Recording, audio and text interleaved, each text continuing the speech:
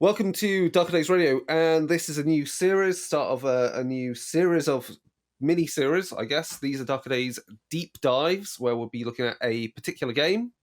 We'll be doing some setting exploration, we'll be looking at character creation, we'll do some actual play, and then we'll do kind of a bit of a debrief. These are all, just games we want to try out, games we like, and honest kind of opinions. They're not really reviews. They're more helpful for you, the listeners, who are thinking, what's that game actually like? Rather than having us just talk and act in character, we will make sure you understand the setting and mechanics so that you can follow along at home. I'm one of your regular hosts, Chris, and I'm joined by a plethora of Darker Days Radio hosts. We have got Chig, we've got Crystal, we've got Mike, and we've got David.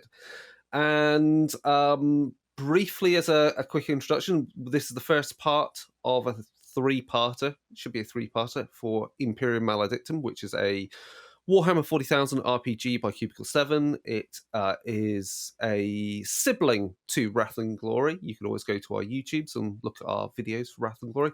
But this is a sibling to it, but has a very different themes, but it has mechanics that you'll also be familiar with if you go and look at our YouTubes of Warhammer Fantasy Roleplay 4th edition. I think we'll skip gaming news. We'll keep that for our regular episodes because we've got a lot to go through. Questions then. Where shall we begin? It uses percentile dice. We're back with that. Yeah, I think that's interesting. There's been a couple of Warhammer 40,000 role-playing games that have used percentile dice. Obviously, Warhammer Fantasy Roleplay in the past. And if I recall correctly, there was some percentile mechanics, some core mechanics in Inquisitor, the war game, the 54mm one back in the day too. It was fully percentile. Yeah, except for remember you had to roll the Action D6s. dice. Yeah, you had to roll the D6s for actions, which was... It was a role-playing game with minis, with large-scale minis, with no cost for anything. So you could arm a bloke with a rocket launcher and not pay for it. Yeah. Yeah, and as Mike said, there's been plenty of percentile Warhammer 40,000 RPGs in the past. We had Dark Heresy, we had Only War, we had Death Watch. Yeah. What was the other one? What was the one where you played actual chaos? I can't remember its name. Black Crusade. Black Crusade, a classic there we one. Go. Yeah. Oh, and Rogue Trader. From a historical standpoint, if you look back with interviews with Graham Davies and other original writers of Warhammer Fantasy Roleplay, one of the reasons why they went with a percentile system is because they're all big fans of Call of Cthulhu, which again uses percentile and worked well with the Warhammer 40K and fantasy stat block as well. You just had to multiply everything by 10, and then boom, you had the equivalents in the role-playing game. Yeah. And that's a good point to make out, the point to kind of reinforce, like, this game is an inheritor all the way back to, Call of Cthulhu and those systems, because if you were to remove the entire 40K setting from this game and everything else, if you rub away all that, it is basically Call of Cthulhu. It's got rules for insanity, corruption, mutations, and there's strange gribblies out there that are going to make your brain melt and stuff like that. Okay, so for Crystal's and Chig's benefit, you've played Wrath and Glory, and you've played things like you've played a Sister of Battle, and you've played like a Commissar, and we've had in our parties things like we've even had an Eldari in the party. So, and obviously with stuff coming out and stuff I've worked on recently, there's a playable book for Eldari now for Wrath and Glory. There's a book coming out for more stuff for playable Space Marines. So those games allow you to play from the very basic ganger all the way up to tier 5 with the Marine book coming out. So proper Marines in Terminator battlesuits. Like, they are going to kill fucking everything kind of job. So this game is not that. Right? Your guys are not going to mow down mobs of cultists very easily, and they're certainly not going to be able to go happily toe to toe, one on one with like a Gene Stealer. Like, you could play Wrath and Glory and be like, I'm a Primaris Space Marine, I could take on a Gene Stealer, with some confidence. This is not that game. This, I think, if you're fans of Warhammer 40,000, or if you're even aware of the stuff, this is like you are playing cadres of Imperial citizens who, due to their skills, have been selected by a patron to go into the wider galaxy, into the Imperium, to be their eyes and ears, and also do some downright nasty work in the shadows. Like, you can't do that with a Marine. You can't be sneaky with a Marine. Marines don't need to be sneaky. You certainly can't be an Eldari quite happily just roaming the Imperium. And you definitely can't be a Drakari doing that, that's for certain. But so you're really just playing basic humans with, they might have a few cybernetics, they might have a bolt gun. You might be lucky enough to have a bolt gun. But it's very much more towards the kind of style of Warhammer Fantasy roleplay, but within the Imperium. You are in the gutters. This is grim, dark, gothic gutter punk. And if you are to compare your characters to things that are within Games Workshop media, there are things, obviously, like the Eisenhorn trilogy is the perfect example of his various associates that he selects, like an Adeptus Arbeit, or a ganger, or a pilot. These are just people that he's met and had to employ and then carried on with them in his warband. Or more recently, if you watch anything on Warhammer Plus, which is another opinion altogether, but if you watch Warhammer Plus, I do actually quite like the... Why can't I think of it right now? What's the animated series they had on there? Hammer and Bolter? Interrogator. No, Interrogator. Oh, yes, and some episodes of Hammer and Bolter. And Interrogator is exactly the characters like they are. It is grim, dark, noir. So there's a noir element to it. People are going to stab you in the back. There's lots of intrigue.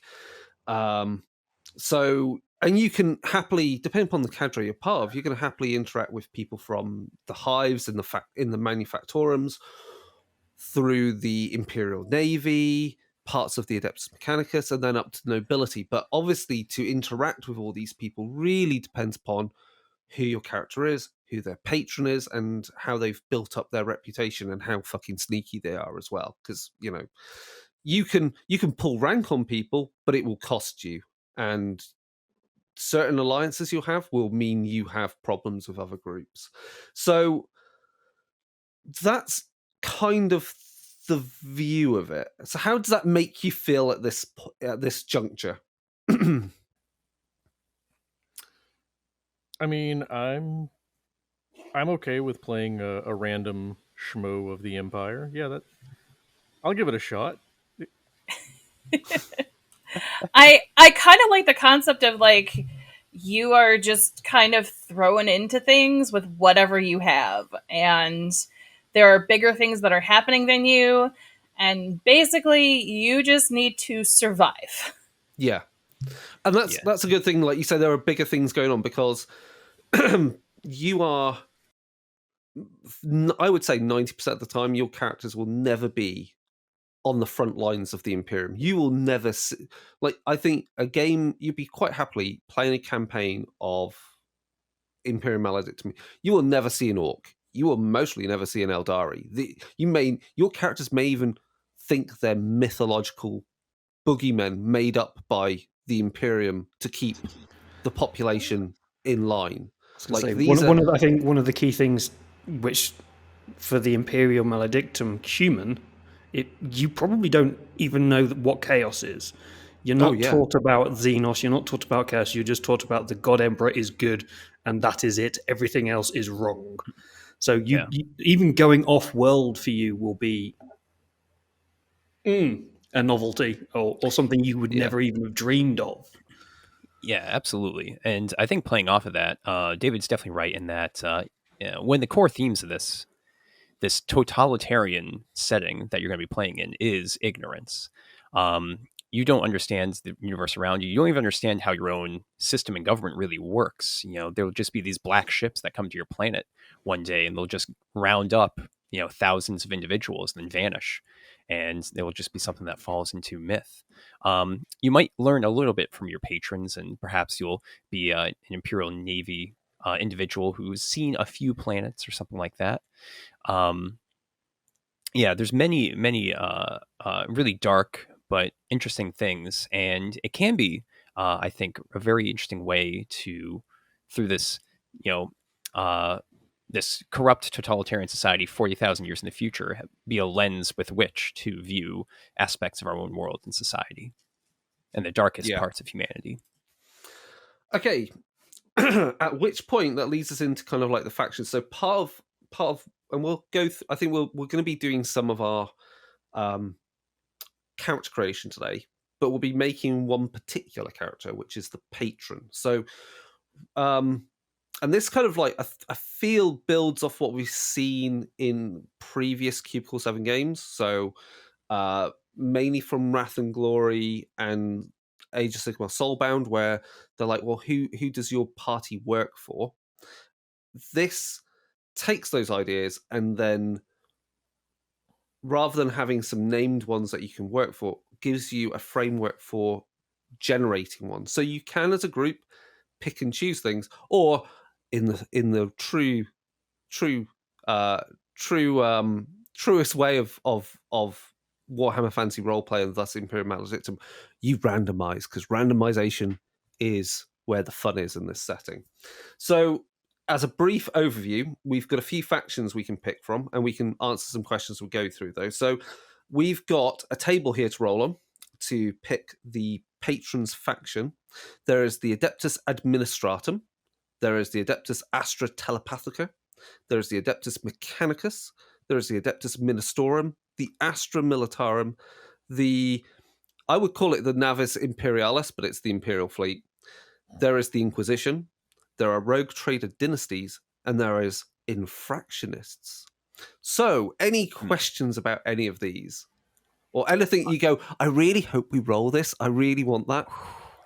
Yeah, I mean, I'd be cool with exploring all of these, because they not only determine your patron, but your characters will also be part of these factions as well. You might be working for a patron from a different one, but there's a good chance you come from one of these various origins as well. And if someone's got this, I was just going to say, if someone's got the form fillable sheet for our patron up on a screen and do this for me, that'll be a great help. Who's rolling the first dice?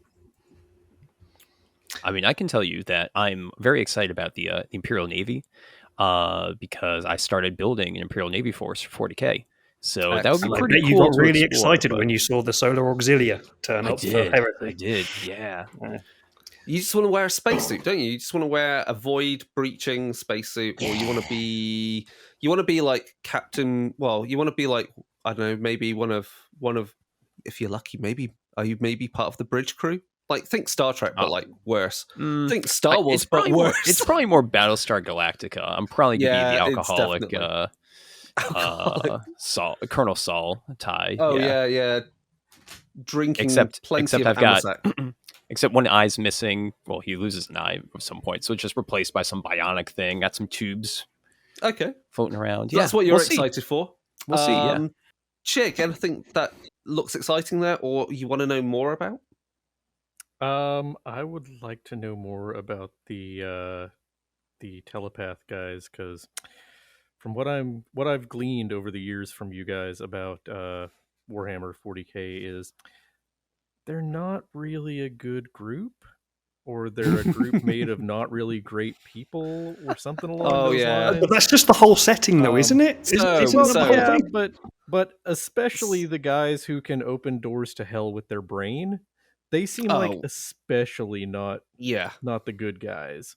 So the So I'd Adeptus love to see Astra how we, Telepathica, as the heroes of the game, work for them. yeah. Under them. So the Yeah, Adeptus we Astra don't know the psychic Telepathica, powers exist. No, they don't exist. they are they're basically they control a lot of information in the Imperium because there is no fast and light communication other than by psychers. So the Astra Telepathica goes to worlds in their black ships and take tithes of psychers that have been rounded up by the planetary forces and by enforcers and so forth.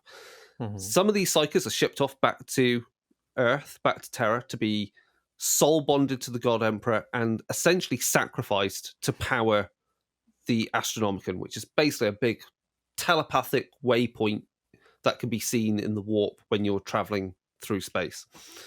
Big shiny daddy hungry for psycho brain. Yeah. Some of these will have a similar process done, but will be assigned to relay stations where you have choirs of psychers who send out messages and receive them across the Imperium. So you have these relay stations of all these psychers operating. Right. So And then in if you're addition to lucky, being the guys who feed the Emperor, they're also the newsies. yeah. Okay. And then if you're lucky enough, you might be a psyker that is more independent and be not in one of those choirs and has the ability to obviously use their psychic powers for communication, or you might be a psyker that was noted for your natural ability because you had other psychic abilities, like biomancy or pyromancy or some of those other things, which were deemed far more useful in the field. And so you'd be a sanctioned psyker, perhaps associated with a commander of the Astra Militarum, and gone, hey, you're great as a psyker to communicate messages on the battlefield, but also you blow shit up really well. We're going to use you. And when you say you in this sentence, you don't mean like our characters. You mean the character that our characters all work for. You can play a psyker in this. You could be a psyker in this game. It is possible you could be that, or you could be obviously underlings that work for a member of the Adeptus Astra Telepathica. All right. Someone with some clout. So that's what that group is like. Well, they also do I think one of the key things to mention about them is, so we've got this idea that there are psychers out there, and most of them go and feed the thing that I've got the name of that feeds the Emperor. Astronomicon, that's the one. But there's also rogue psychers. So these are psychers who have not been caught by the black ships or been sent off to work with the Astra Militarum. And so the Telepathica, they go off and search for these rogue psychers because these are inherently dangerous people. These are people who have warp powers, but are not controlled by the Empire or Emperor or the Imperium. Yeah. So we could be normal humans, base human, and be told to go out and hunt the psyker. It's like, we're not going to send the good people to go out and hunt the psyker because we need them on the front lines. You squishy, unimportant people, you go find this person who might turn into a greater demon for us. Right. We're the ones who that's verify that there's a bad psyker there, and after we're wiped out to a man, they send in the actual team to bring them in. Oh, yeah. Yeah, that's we're meat like an inquisitorial force, yeah. Crystal, any particular thing that stands out you want to know more about or you like the sound of? As someone who literally played the man when we did Wrath and Glory, I'm looking Rogue Traeger Dynasty and the Infractionists are two very interesting things that I'm reading over, and I'm trying to wrap my head around the fact that these guys basically are no, we totally aren't part of the Imperium or the Emperor or anything like that. But yet sometimes we help them out. And then other times we don't. And then so I'm just trying to kind of wrap my head around that whole thing. So rogue traders are they're dynastic families that have allegiances with also the families of psychers that are known as navigators, who have a third eye, who essentially helps steer ships through the warp. So rogue traders are families built around trading across the Imperium and beyond. They're formally sanctioned by the Imperium to do that. Many of these ships also have like entire armies on board, because rogue traders are also at the very forefront of reclaiming lost worlds, whether they're lost human worlds that were never part of the Imperium, or reclaiming Imperial worlds that have gone independent and thus committed heresy, or even going off and going, hey, friendly alien races, we're allowed to trade with you because it says on my little sheet of paper here, I can go where I want and trade with who I want, and no one can tell me otherwise. So there's quite a lot of clout with the rogue traders to do that. Obviously, there is a bit of rub with that with members of certain parts of the Imperium, like mainly the Inquisition. But the fact is, the fact that you can be, you're the eyes and ears of a rogue trader who has a massive flotilla, and you are on a world being the first kind of sneaky landing party that's learning about the world's politics and the who's and the wheres, to then go back and give back that information before then you have to do something more important, like the rogue trader goes, right, now I know who's in charge, go kill that person for me, or go steal that piece of archaeotech, or that weird piece of xenotech I really like the look of and I want in my private collection. So that's kind of fun. Infractionists are kind of the same, but without the legal basis for it. They are all the money. They are your smugglers. They are your cold traders. They are your narco lords. They are your. They're your cultists. Also, they could be following. And when I say cultists, that could range from the really, really bad end of the spectrum, like they are chaos cultists. They may not know that they're actually venerating the chaos gods, but they are part of a cult that is definitely not imperial. And then you could be part of a cult that is not part of the accepted imperial creed, yet is still totally loyal to the Imperium. But because what you follow is prescribed, therefore you are technically, criminals and heretics. And then there's a lot of space in between. So again, we can happily, because we are not Cubicle 7, we are independent of that, we can happily go, hey, you want some ideas? Go to the Necromunda rulebooks and have a look at all the different, nasty groups of individuals you could play as. You could be gangers, working for some... You could play a game quite happily where you're patron and everything. You are based on one world in a hive city, and you're just doing gang warfare type shit. That could just be what you're doing. And trying to, make friends and influence people so you could raise your gang's prospects from being in the underhive up to the upper hive, or become an accepted noble house. There's a whole politics you could go through with that before you even leave a world, or before you even leave a hive city, which is, pretty cool. So that's fun. Yeah, I think the infractionists are probably the zestiest thing that they put in here, because that was...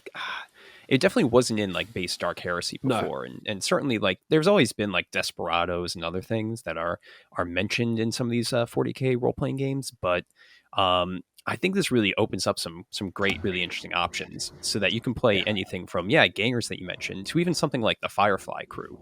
Kind of going from world to world, dealing with these different criminal organizations simply because you are so unsanctioned.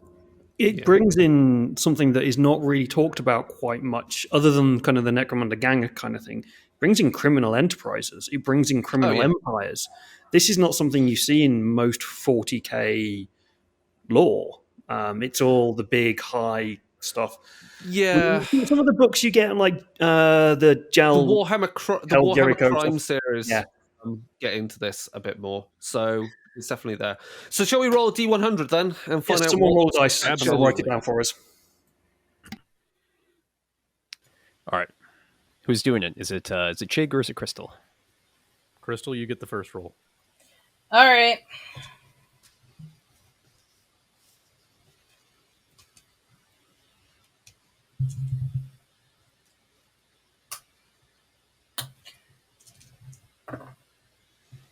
$68. You are infractionists. It is. Dang. This was Inquisition in my Perfect. book. Perfect. Yes, Yes. there's No, Inquisition in mine, too. 68, not 78, 68. 68 is Inquisition. 68, yeah. Oh. Aw. Infractions 91 In the to hard 100. copy rulebook? Yeah, I'm looking at the rulebook right now. 55 Patron to 74 is Inquisition. Page 17. Yep. Yeah, I've got 75 to 94 is the Inquisition. That's 65 to Imperial 74 is Fleet infractionists. and Are we all got different books? They did do some errata on this book, Let's which is see if something we they should have did the mentioned errata. up front. Yeah, let's Let check me- the errata. So are you looking at the physical book, Chris? Oh God, no! That's Let's be Thorians. We haven't Come on, even let's be begun to Thorians. discuss. We've not Let's even begun to discuss being Let's embrace the radical chaos. Inquisition. Radical Inquisition is that's another thing we haven't even got started on. Let's do it. Let's see. Creating Let's kill the Emperor. Yeah. No, in my download copy of the most recent one, it says it's infractionist. I've just downloaded So- from Drive Through RPG. So we just My play copy. both. Yeah, So play we're going both. with infractionist. Doing it. I'm much happier, to be honest, with Infractionist. Infractionist than I am with Yeah. Okay. Inquisitors, because Inquisitors is you can do that in Rogue in Wrath and Glory. So we're Infractionists. Yeah. Okay. I'm okay with that. So, your patron has +2 influence with other infractionists. So that goes on the sheet. Let me find out where that goes. Faction. They'll say influence somewhere. Yeah. Someone, And then your yeah, I've got it. duty, and this is what you've got, you can pick between. You can pick between, do you want your patron to be A, criminal mastermind, or B, a merchant gilder? I mean, Criminal Mastermind obviously is the fun one. Yeah. Yeah, I think we Yeah. can do that. Okay. Your patron has thrived in the vicious criminal undergrounds of the Macharius Sector, gaining significant power and resources and a desire for more.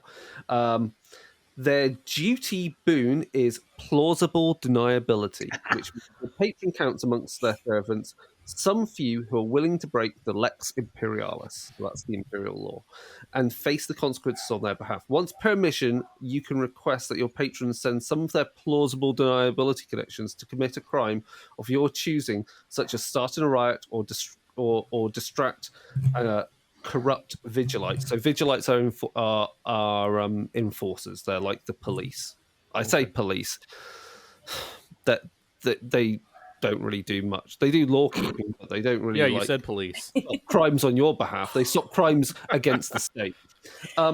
Kidnapping a preacher or during a sermon, or shooting the custom servitor bodyguard of highborn noble. Additionally, your patron gains a further +1 influence with infractionists. For a total of +3. +3. Right. Yeah. Then I need someone to roll a D10 followed by a D10. I got this. The first D10 roll is a 10. A 10. So these are some descriptions of the criminal mastermind that they have associated with them. Their boon, this is the boons. Their boon is tentative alliance. So they have a tentative alliance with someone, which we'll have to figure out. And the other one? And the second D10 is a 4. And their liability is they have an enemy. So they have a particular enemy. That Guys, okay, tracks. listen. This is what I'm saying. This is what I'm coming up with. Okay, we're infractionists, working for a criminal mastermind who is opposed to an inquisitor, since we had that confusion. I think we're working for like a Bond villain right now. We're the henchmen to a Bond villain. Hank And James Bond is Scorpio an inquisitor. is our patron.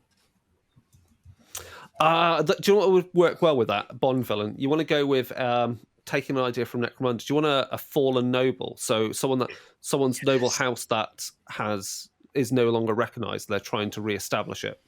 Ooh, I like that. Yeah, that's So spicy. there's actually a really one of the which we'll come to at some point, one of the subsectors in Setharis, I think might work quite well with this, and that's Asterion, where it's all about money. Where it's all about the money. So we'll Fallen Noble from there. Next, work out a motivation for our patron. Okay, so let me. What's the wrong screen? There's that screen. There we go. No, what's it doing to me? Sorry, I've got too many things open. There we go. It's a D10. So motivation. So you got a D10 to roll. Who's rolling this time? Who wants to roll? You want me? Or does someone else want to roll? I've already I'll roll. gone. I got a die. All right, Okay. Mike, you go for it. It's a 10. I got no dice on me. Oh, it's 10? Yep, It's it's a 10. 10. Unity. It's Unity. The patron believes that discord between factions is the biggest threat to the Emperor's realm and seeks to unify the Imperium. You will likely operate as problem solvers, brokering deals, and completing diplomatic missions. Your patron might ask you to defend an individual or a location to ensure the peace is kept, or send you to uncover and foil a plot to agitate conflict before it blossoms into all-out war.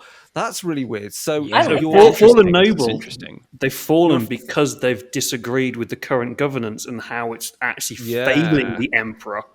Or their they're house trying got to set fix up. it. Yeah, Their house got set up in the past by other noble houses who are the actual we're Fremen. Okay, I heretics got and it. radicals.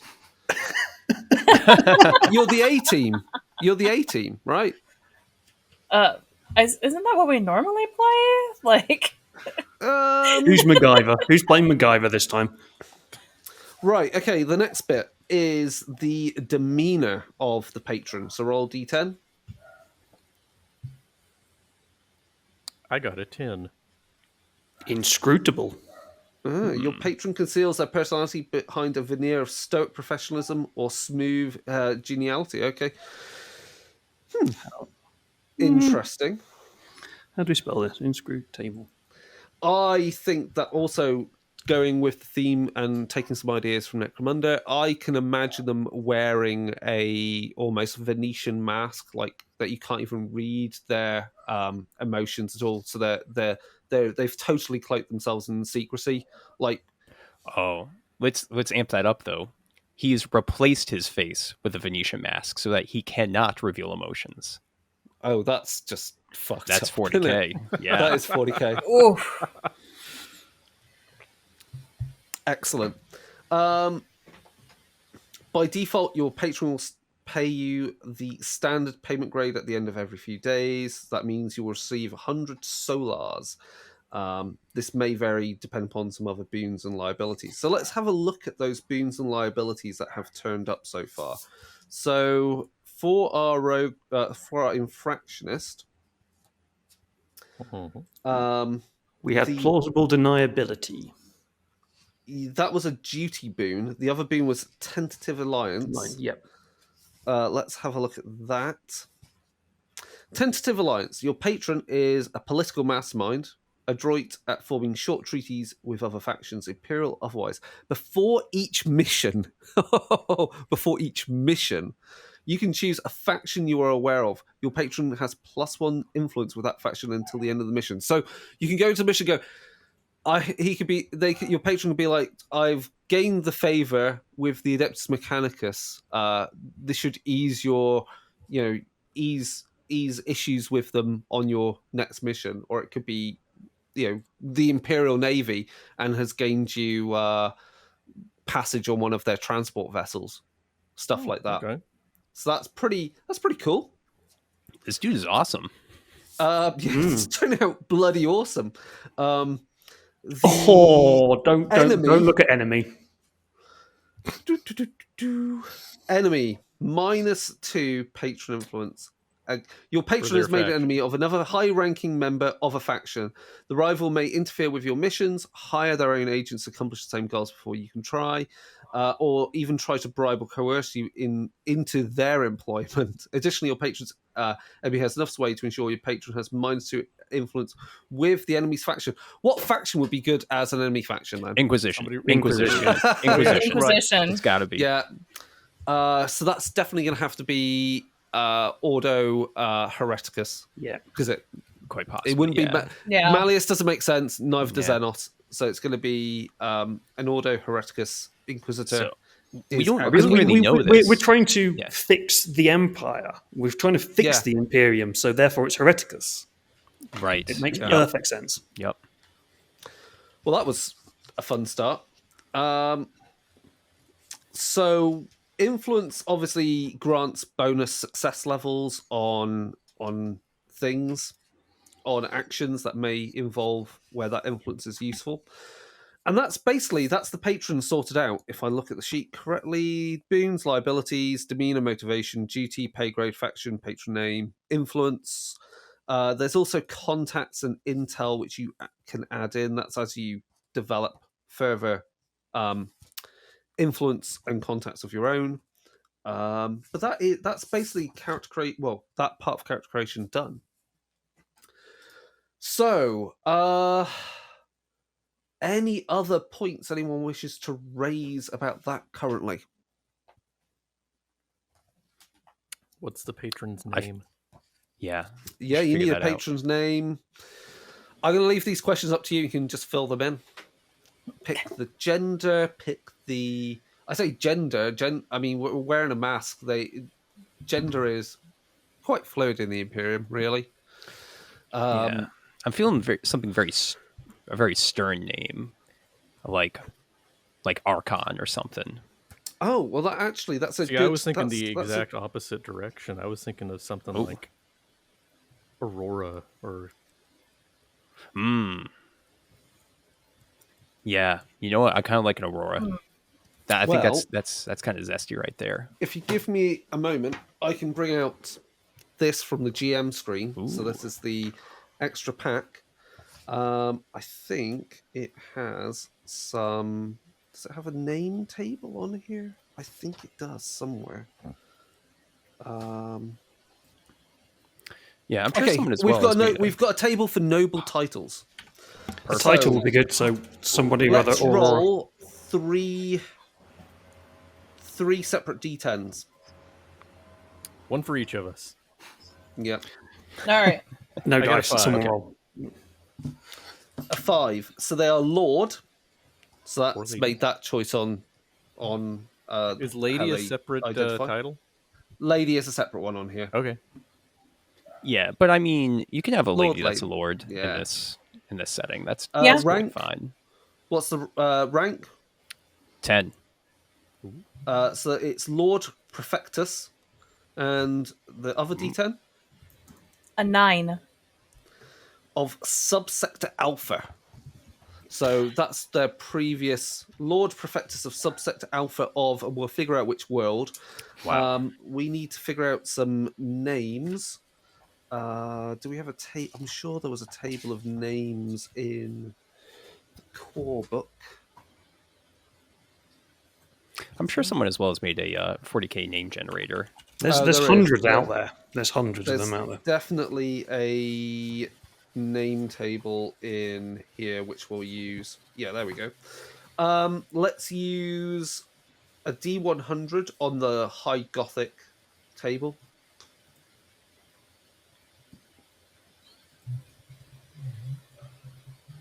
Okay, I'll roll. Oh. Okay, got 77. So that's Lord Prefectus Scythia. Is that with an S or a C? Scythia. SCYTHA. Okay, Scythia. I like Cool. that. Yeah. So we have a patron created, so that's a great start. And then really we're into kind of some other questions then of really where in the Macharius sector they're going to be operating out of. So I think we should start with a bit of an overview then for people that are kind of new to this. So the galaxy and the Macharium sector. The Macharium sector is quite important to the Imperium in general. It is perhaps one of the most productive subsectors for the Imperial war engine, producing numerous arms, vast armies, and a lot of other producing psychers that are taken off in the black ships. However, like much of the galaxy, the whole problem with the Macharium sector right now is that there was a period of time where almost all the worlds within it were cut off from each other and from the Imperium as a whole because of the Great Rift opening.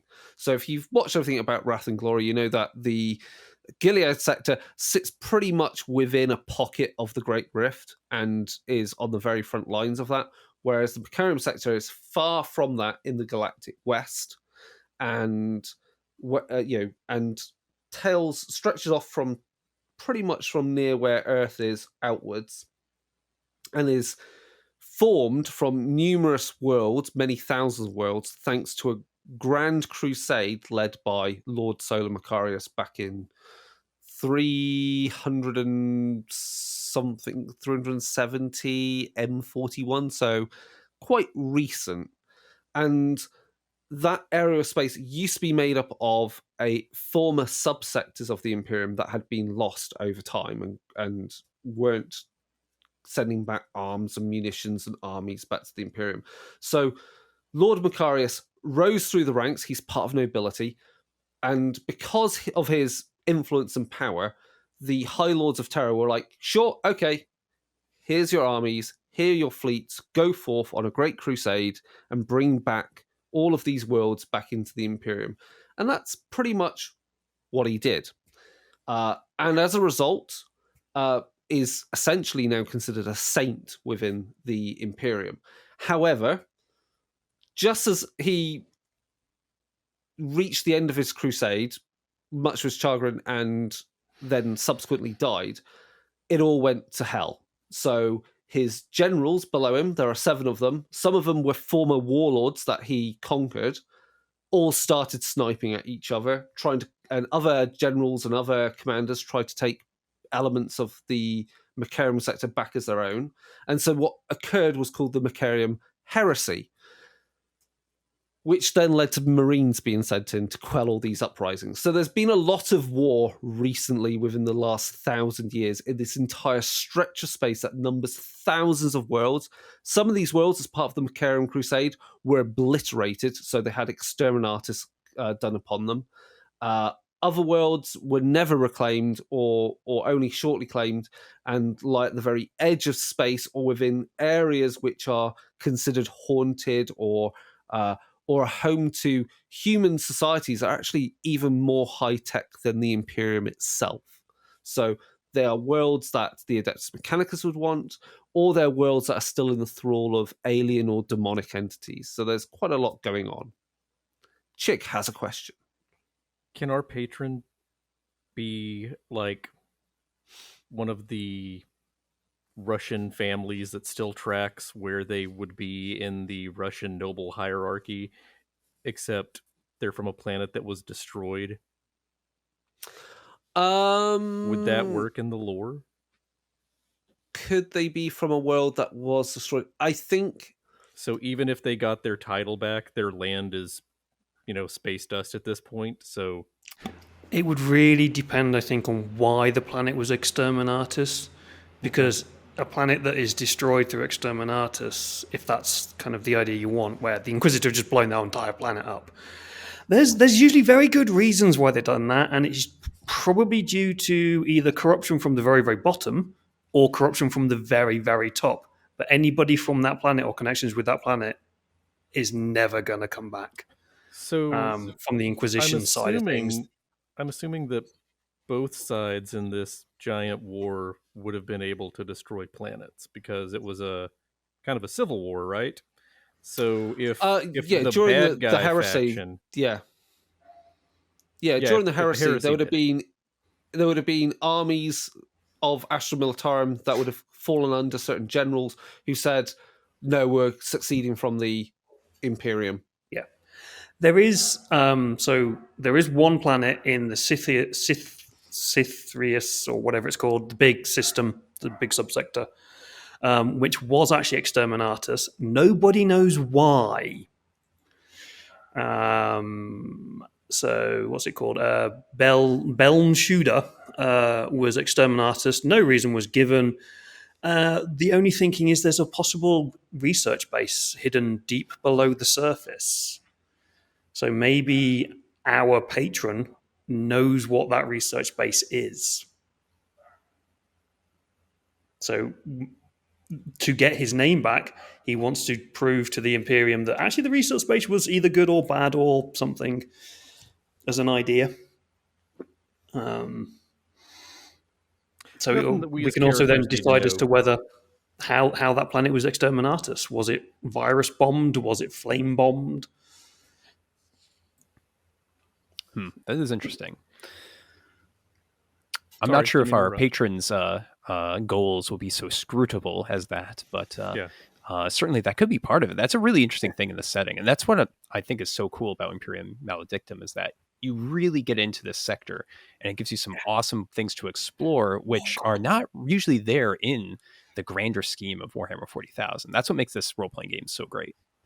There's like 50 pages of fluff on the subsectors, on the planets within the subsectors, the governance of them, the big players in each place. It massively expands the concepts of what you can do with 40k, rather than what most people think of, which is the Space Marines fighting heresies and things. It really, really kind of expands lore for the Imperium and what it is actually like to be an Imperial citizen. And I'm in love with the setting. This is what I want for 40k. I want gutter punk 40k that isn't Yeah, just another rip off of Necromunda, yeah. which is a great source of material. Necromunda, don't get me wrong, but Oh yeah.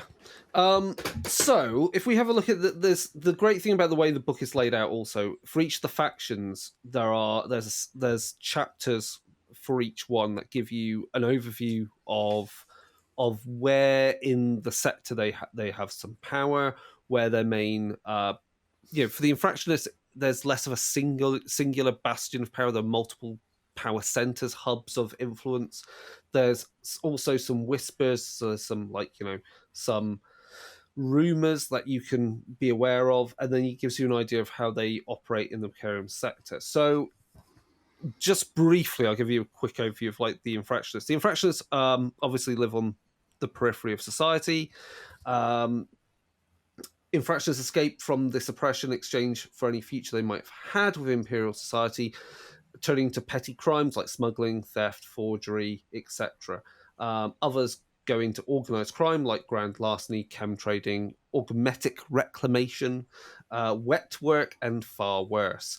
If there's profit to be had, the infractionists will take the chance. So the thing is, if you've got as your patron a fallen Imperial noble, they are looking to find the evidence that is hidden somewhere in the vaults of the administratum.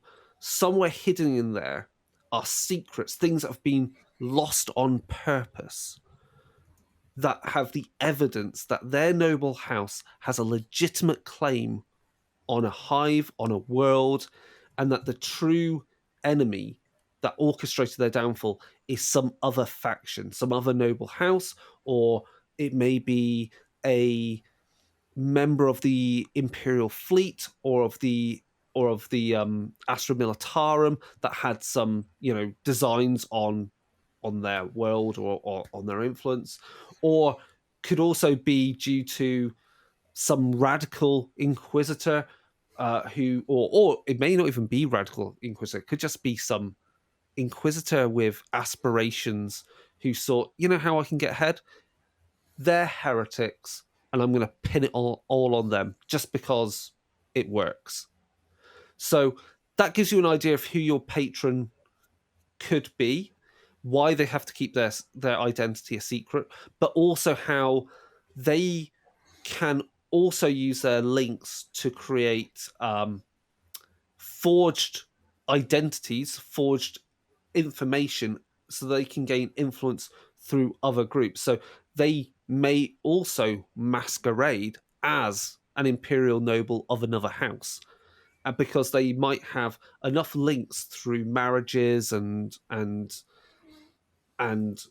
other artifacts from dowries and trade contracts, or a rogue trader, that'll also be quite useful, to create this identity that allows them to masquerade in high society when actually they're the mastermind behind this whole secret organization of their fallen house looking to re-establish themselves. Cool. I'm in. This sounds awesome. Yeah. So within the Imperium, is yeah, I was going to say within the Imperium sector, then it will mean there are various places that you could take up as your main kind of like home, as it were. There are various syndicates that you can join. So there are things like the Trackless Chain, which is one smuggling group. There's also the Resin Syndicate, who are narco lords. There's the Zhao clan, who are fallen nobles from the world of Asterion, who obviously involved in various crimes, organized crimes.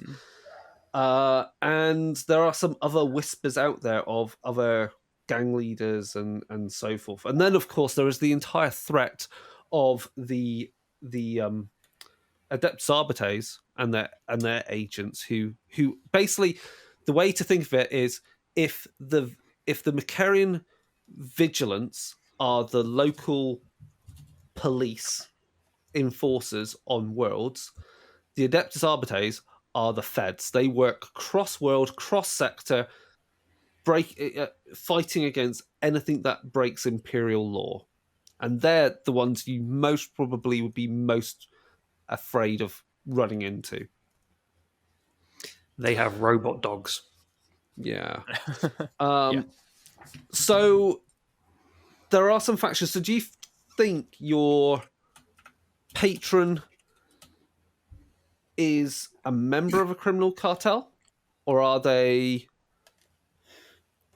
just kind of more quiet about their operations and operate like as a false noble? We don't know. Yeah. As the Angels, we don't know who Charlie is. We just, they give us, a call every now and again on the speakerphone, and Bosley tells us what the mission is. And we go do it, and they pay us well. I like that. It certainly fits, I think, within that kind of starter level. We gang. are not high enough in the pyramid scheme to know what's going on. It's not a pyramid scheme. It's a triangle, okay? And it's not a scheme. It's an organization. Okay. I think if we keep it secret and then we let, if we continue the game, we find out more and we let Chris decide as the storyteller where it's going to go. I'm going to make some decisions now because it makes my life easy looking at and picking things from the book. I think let's go with what we've already picked out on some of these worlds, and we'll discuss other worlds as they come up if we need to. I've put some notes into the sheet and sent it through, but we can, if you want more, I can add more in. So I'm going to say the most sensible place to pick is the Scytherus subsector, and you are going to go with, so there is one criminal cartel which I think fits this fallen noble to also kind of just like keep low key and acquire the items to do their work, but also to maintain their appearance as a noble, is the Fallen Goods and Services. So this syndicate operates in the Scytherus subsector. They specialize in rogue manufactorums to supply desperate worlds with unsanctified but cheaper goods. So there's kind of a noble element to this, which still fits the patron's ideals of trying to really bring true order to the sector. Their largest operation is on Desperon, where they also engage in theft and extortion to support their operations. And then based upon that, we can then pick a world. And it's the Scyther. So I think you're right with this, David, that the best world to pick, which kind of fits this, is likely... actually, do we want to go with that one, or do we go with the other one? What was the name of the clan again, or the syndicate? The Forlan Goods and Services. Goods and Services, that was it. So we could pick... let's see, which world is interesting here? So for money-wise, Asterion is the money center, where literally the whole system that whole system there is cash rules everything around me. They are nearly heretical in their level of economical thought, that all tithes and all money goes to the emperor, which I'm assuming, there's a lot of shady deals going on there, I would guess.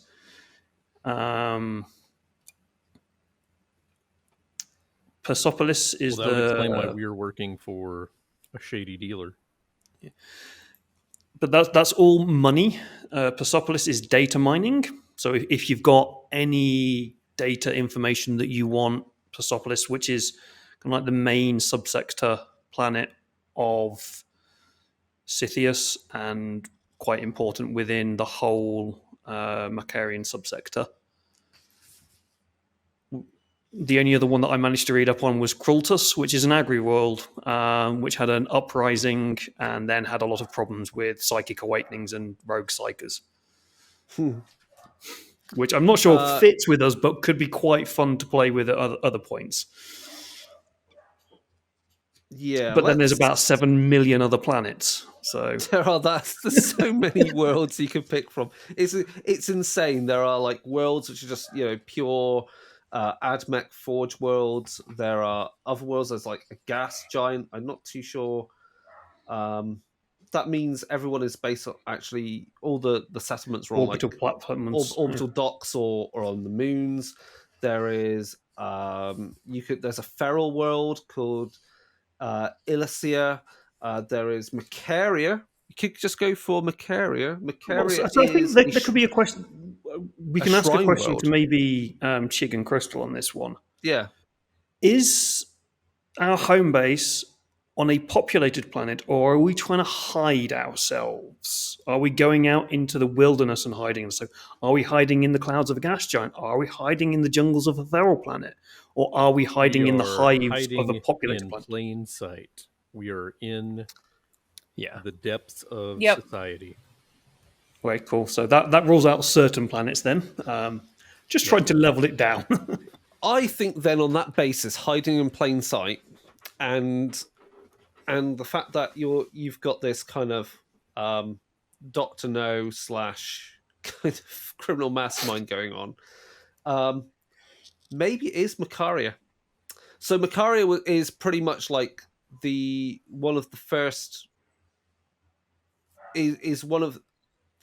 first worlds of the conquest of the Macharius Sector, and is also where Lord Solar Macharius was entombed. So this planet is more than just a hive world, because it is a sort of a hive world. It is a whole shrine world. So it is a planet covered by quite a lot of churches, cathedrals, shrines to various minor, I say not saints, but members of the ecclesiarchy of some importance will have been buried there. Also, there'd be tombs there to various nobles who were believed, sanctified enough to be buried on a shrine world rather than just in the tombs of their hive worlds. So, and within that populace, there are just going to be thousands of laborers who are building these alabaster cathedrals. There are going to be billions of pilgrims that come to this world, waiting for generations, even for their family to go on to the next world, waiting for planetary passage off onto the next stage of the pilgrimage. And they're just going to be these gargantuan statues to various imperial heroes and space marines and so forth. So it'll be a very nice world to hide in, because there are billions of people to hide amongst. There's also the guilds. There's big shipping guilds and merchant guilds within Macharius. It's where all of that kind of important trade and transport would happen. So would give connections to the rest of the system a lot easier than if you're on some backwater planet and suddenly you go, well, I need to go and do all this tradey stuff elsewhere.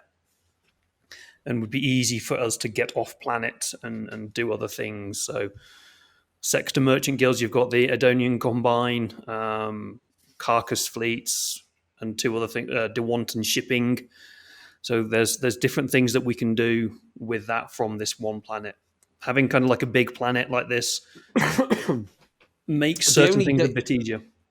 The only danger is that also, because it's a shrine world, it is also got a huge presence of the Ordo Hereticus. So makes things spicy. But maybe right under their nose, that is the plan. Yeah, to look here, to be as close to the enemy so they don't look there. Yeah, you're less likely to see the person stood next to you than you are the one you're looking at 10 foot away. Yeah, the cops never look for the criminals in their own home. Yeah, indeed. And is this planet kind of a center of politics in the region as well? I'm getting that vibe. So I think that's a huge benefit to our patron and perhaps to us. Yeah, I mean, it is going to be a political center because it is essentially the center of the ecclesiarchy in the entire sector. So the planetary governor of the planet is also the arch confessor of the entire subsector. So what they say about when you go to church and what sermons are going to be sung across all the worlds, that's said there. They tell you when to go on holidays, which isn't very often in the Imperium. But, you know. So what's a holiday? Yeah.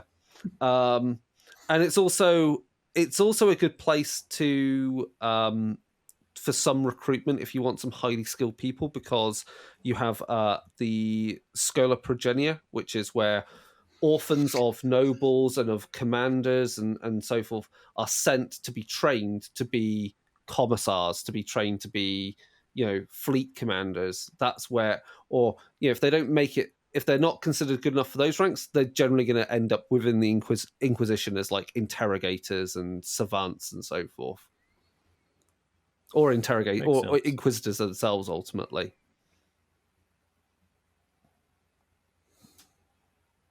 So how does that all sound at this point? Very agreeable. Sounds like a great start to me. It sounds like a good start, yeah.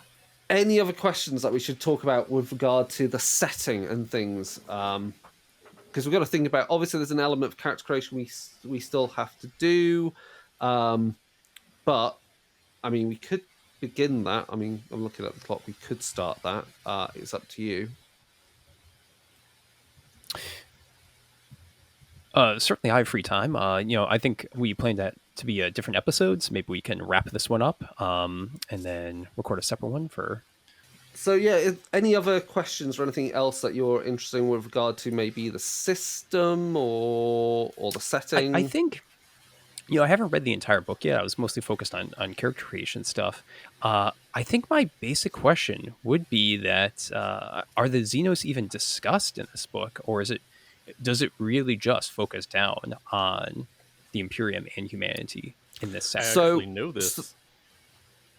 So there are stat lines in the book for Xenos enemies and for demonic enemies.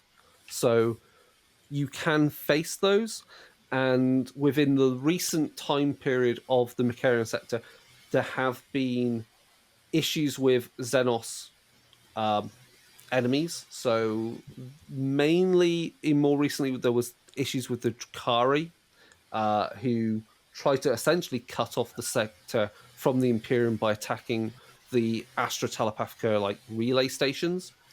There's also other aliens beyond the edge of known space that aren't even the ones we commonly associate with Warhammer 40,000.